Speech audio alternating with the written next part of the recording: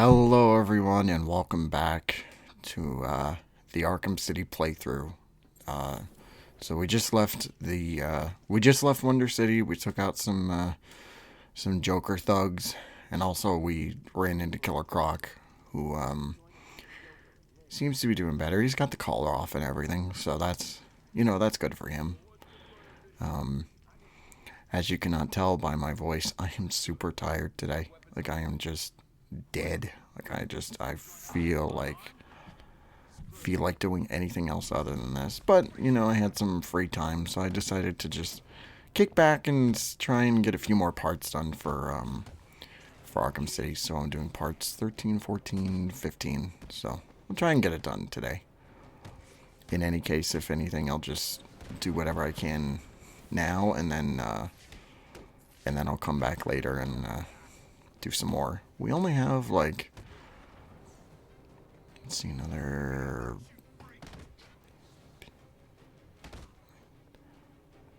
4 parts or so for the end of the story. I think.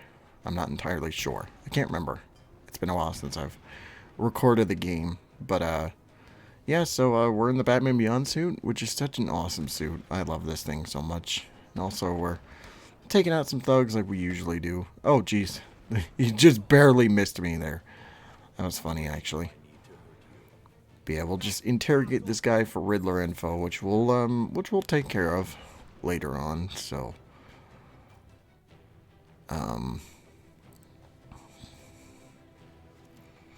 but that's gonna be fun and all that. So, I don't know.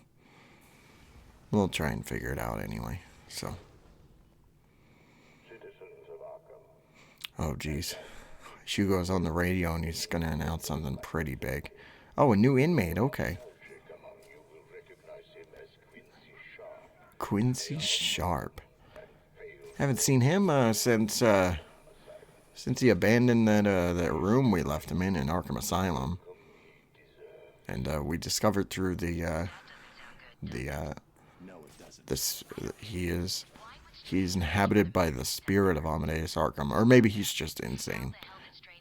It could go either way, honestly.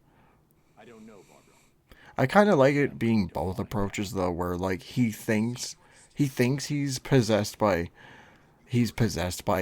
Amadeus, but I also like the approach of Batman and everyone else kind of feeling like, yeah, he might be crazy. I just find it funny that that's the approach. Like if you run a place called Arkham Asylum, you're gonna end up going a little nuts there. That's the power that building has, or that island, I guess I should say. Which was also something that was only for the Arkhamverse, I think, kind of making it into like the DC universe's version of or a version of Alcatraz and stuff. So having it be an old segmented island that was off the coast of Gotham is really cool.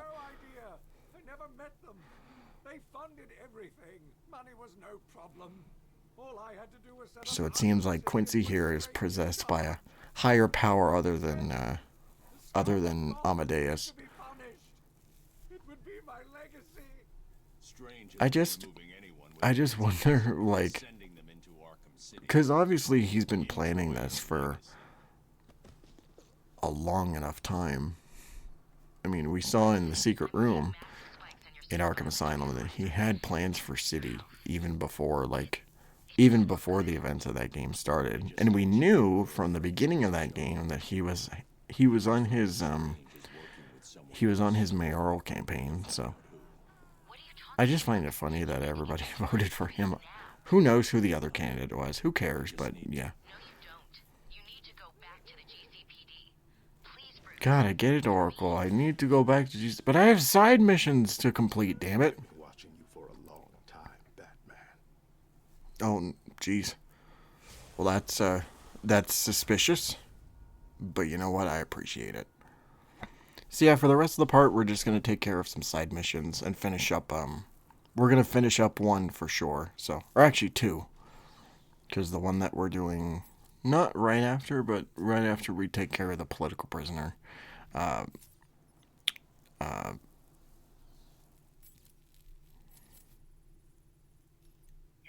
yeah, we're gonna go see the undercover cops with the upgrade.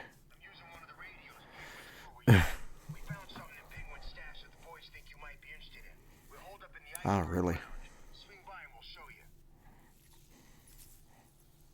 Well, alrighty then. Let's go. Let's go do that. But actually, before that, we're gonna go save a political prisoner who just happens to be getting attacked. So I don't even know what the percentage is at this point. I don't even know how many I've actually taken out. It's not much, but we'll see. Like when we get to the next, like after the story, how many political prisoners it'll end up being. But it's all in a it's all a matter of time, I guess. But before we can get inside the museum again, we have to take care of some scoundrels, some hooligans that have gotten to the outside and are trying to get in, but they're not going to get in because Batman's here and he's going to kick their asses, so it's going to be fine. He was so easy to give up Riddler there. That's funny. Just like, yeah, Riddler, that guy, whatever his name is. Get the hell out of... Oh, it's you. Door's unlocked, man. Come on in. You know what? I will come in. Thank you very much. I will come in and see whatever upgrades you've got yourselves they want to give me. So this side mission it actually barely constitutes a side mission because you only talk to Officer Jones and then he gives you the upgrade and you just leave. I mean, you can go investigate the mines and stuff and go test them out, which I probably should have done, but I just stopped. I just didn't care at that moment. I just wanted to progress. And also I wanted to take care of Hush too, because we've progressed enough in the story where we can find the last couple Hush bodies. So yeah, we got a upgrade for the Disruptor, which is thugs will occasionally set mines on the floor, and or they'll like be wearing mines on them. You can't explode them on their bodies, of course, because that would murder them. But yeah, they'll place mines on the floor, which we'll see in the steel mill whenever we get back to there. But they'll set mines on the floor, and then you can use the Disruptor to kind of blow them whenever they're in the facility. Because whenever they walk over them, they're immune to it, or at least it doesn't affect, like it won't go off if they hover over it. But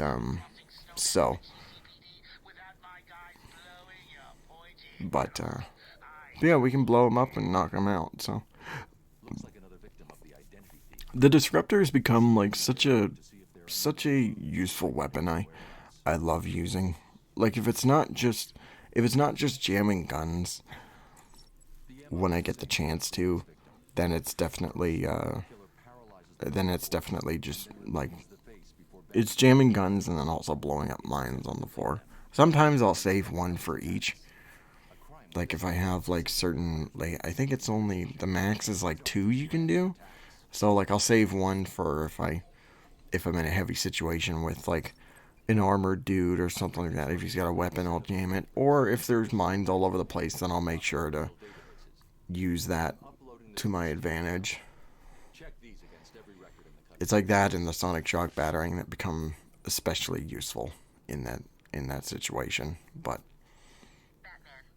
so we scanned another Hush body, which is pretty which is the same like MO and everything. You know, certain pieces or the face removed off of people or pieces taken or something like that. And so we found a fingerprint, and apparently the fingerprint belonged to Bruce Wayne, which is us. So that's a twist. I don't know what they're gonna do with that. It makes me wonder, and we've talked about this on intensive treatment a little bit, but how did they get Bruce Wayne's fingerprints. I'm assuming because we find out later that it's Thomas Elliot, maybe he got it prior, like they met some point before City, and just It wasn't me. I'm sure it wasn't. I'm sure they met in between, like Asylum and City or something like that. He met up with Tommy, and he somehow managed to get like his fingerprints and stuff. So that's interesting. But now we get the sonic shock battering, which is probably one of the more useful weapons in my arsenal, especially in stealth sections. It's mostly used for stealth sections. I don't really use it for much else now that I think about it. But yeah, you just like an Asylum, you throw it on the ground, and anybody that's attracted near it, you can blow it up and knock them out instantly. So it becomes especially handy, especially for this later part of the game where they start to amp things up a little bit. So, but yeah, we have one more body to take care of, which is the same as the other ones, except this time, like besides the face we scanned, there's also a trail of bleach, which we're not going to follow at all because I already know where it goes to. I don't remember in the original playthrough if I followed the trail or not. I don't think so, but also I'm not sure. I'll have to look it up, see if it got to that point. But I'm pretty sure I just end up going to the location that, like, because as long as you pick the trail up at the end, then it's fine. There's nothing to worry about. So, oh, we got another political prisoner to save. That's fun. Oh yeah, that body right over there, hiding behind that gate there is Jack Ryder, which we can go and say hi, but I just decided not to. I don't care. Fuck you, Jack Ryder. Creeper motherfucker. Yeah, we know the Creeper exists in this universe, but there's not really much indication that it's Jack Ryder himself. But You killed that man and dumped his unless he hides it really fucking well. Did you take his face? But we know about the Creeper because Vicky Vale mentions it in an interview tape. So. You're lying to me. Oh hey, Bruce Wayne murdered another like, Bruce Wayne told you to do that. How did that happen? But yeah, we're gonna go find out the identity thief. Go to his little hideout, his little safe space, and go take him out there. We're in for a fun boss fight. Actually, no, we're not. But I can't even imagine what an actual fight with Hush would look like. Even in the original Hush comic book, I don't think it was much of a fight there. It's been a while since I've read it, so I'll have to go back and just read a whole bunch of Batman books. I have some that I bought a while ago that I need to go back and read, like Arkham Asylum, A Serious House on Serious Earth. I want to reread because I want to do a video for it on intensive treatment, and so I think it'd be cool to do that. But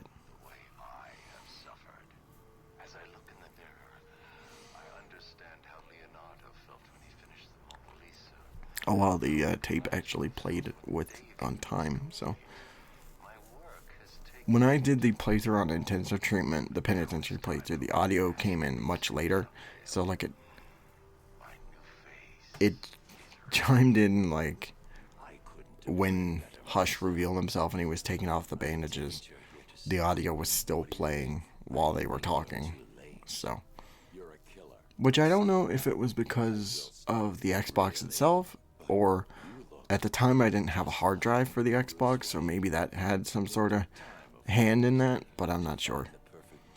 I mean, I've had that copy since 2011, so it wouldn't surprise me if it was just starting to crap out on me.